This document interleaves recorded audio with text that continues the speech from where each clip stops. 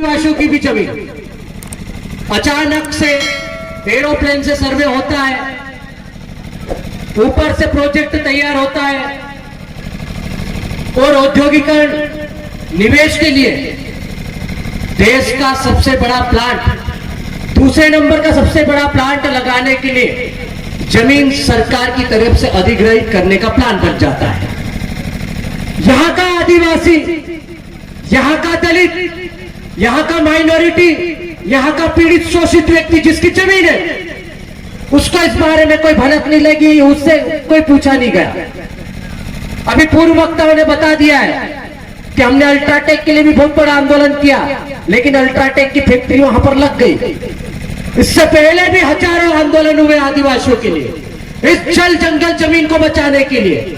आप इतिहास पढ़ोगे तो पता चलेगा 1706 लड़ाइयों में से 1702 लड़ाई सिर्फ जल जंगल और जमीन की रही है, और सारी जमीनों की लड़ाई में आदिवासियों ने 1 इंच जमीन नहीं जाने दी, सर कटा दिए लेकिन जमीन नहीं दी।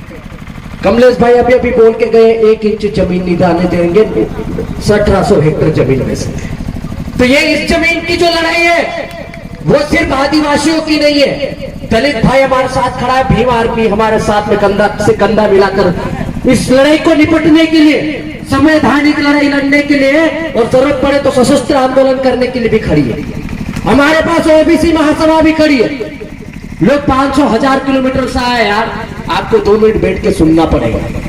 हमारी बहनें यहाँ काफी संख्या में बैठी थी जब हम लोग आए थे, हमारी माताएं भी बैठी थी, हमारे साथ में बच्चियां भी बैठी थी, लेकिन अब वो जा चुके हैं। हो सकता है सुबह से बैठे हैं, हम लोग काफी दूर से आ रहे हैं तो टाइम हो गया आने में।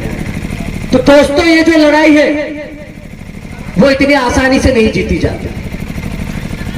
ये जो लड़ाई है वो वहां से शुरू हुई थी। वो एक बाबा बैठा हुआ है, दिख रहा है, आधे कपड़े में लंगोट कोष्टी बांध के दिख रहा है। उस आदमी को देखकर ही लग रहा है, उस आदमी को देखकर ही लग रहा है कि वो किस मुसीबत में है।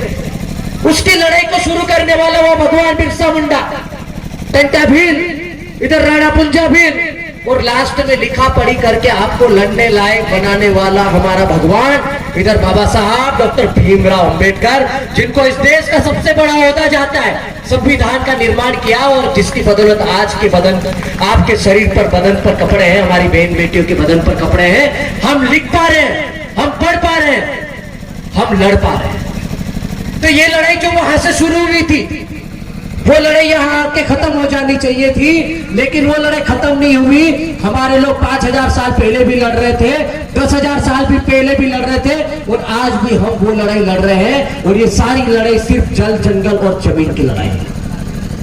हमारे महापुरुषों ने सर कटा दिए, जमीन नहीं जाने दी, लेकिन हमारे नेताओं ने जमीनों का सौदा कर लिया, बड़े बड़े उद्योग स्थापित करने के लिए हमारे लीडर पिक किए। आज उनके पास स्कॉर्पियो है, उनके पास फॉर्च्यूनर है, और हमारा आदमी को देखो वो आधे कपड़े में पहन के आज भी उसी जमीन पर रो रहा है, खेती बाड़ी के लिए भीख मांग रहा है, बोले कि हमारी जमीन है हम नहीं देंगे। तो कौन लड़ेगा भाई उनकी लड़ाई? आप सबके सामने सबसे बड़ा सवाल यही है कि इनके लिए लड़ने वाला कौन है? ये जो पीढ़ियां बैठी हुई है इस आदिवासी समाज की अंतिम पीढ़ी है, ये आखिरी पीढ़ी है जो समाज के लिए आंदोलन कर रही है, ये आखिरी पीढ़ी है जो संवैधानिक हक अधिकारों के लिए लड़ रही है।